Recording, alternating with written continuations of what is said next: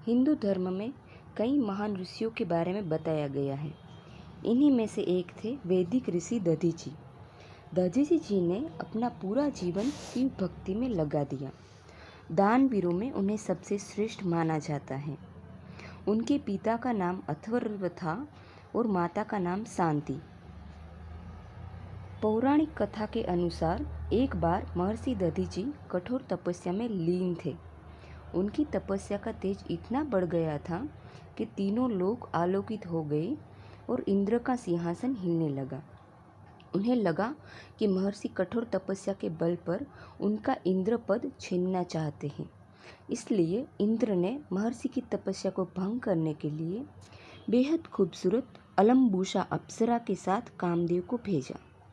अलम्बुसा और कामदेव ने काफ़ी प्रयास किया, लेकिन वे महर्षि की तपस्या को भंग न कर सके और वापस लौट गए।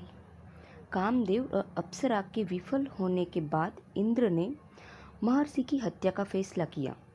देवसेना को लेकर इंद्र महर्षि दधीची के आश्रम पहुँचे और तपस्या में महर्षि पर अस्त्र शस्त्र से प्रहार करना शुरू कर दिया, लेकिन कोई भी अस्त्र शस्त्र महर्षि की तपस्या को अभेद दुर्ग को भेद न सका।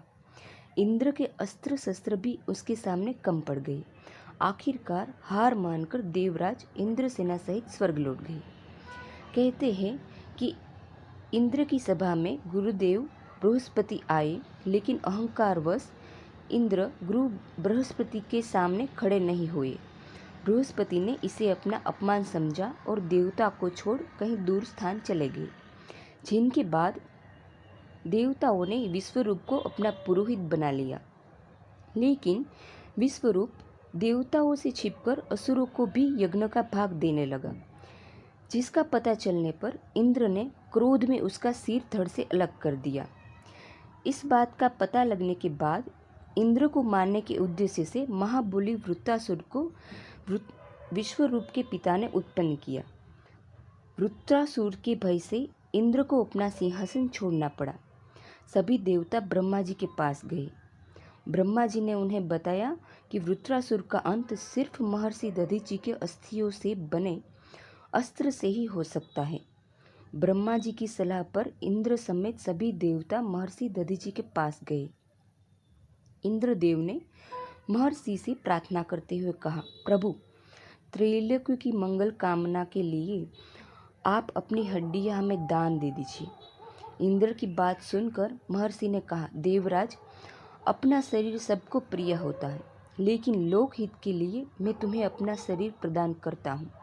जिसके बाद महर्षि ने योग विद्या से अपना शरीर त्याग दिया और उनकी हड्डियों से वज्र बना, और जिससे वृत्रासुर मारा गया। दधीची ऋषि के बाद उनकी पत्नी जो गर्भवती थी, उनको बहुत दुख हुआ।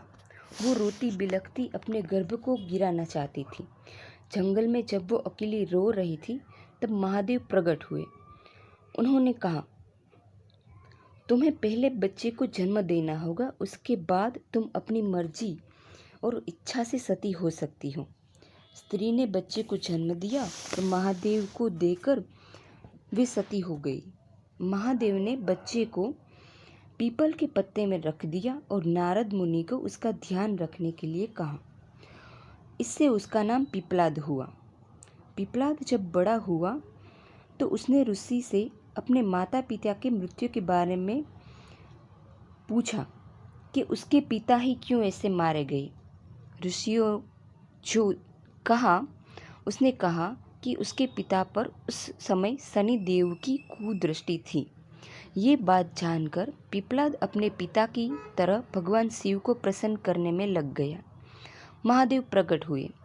पिपलाद ने मांगा कि जब तक कोई व्यक्ति पहली बार पिता बने, तब उसके बच्चे के 5 साल के होने तक शनि देव का कोई प्रभाव उस व्यक्ति पर ना हो। महादेव शिव ने आशीर्वाद दे दिया।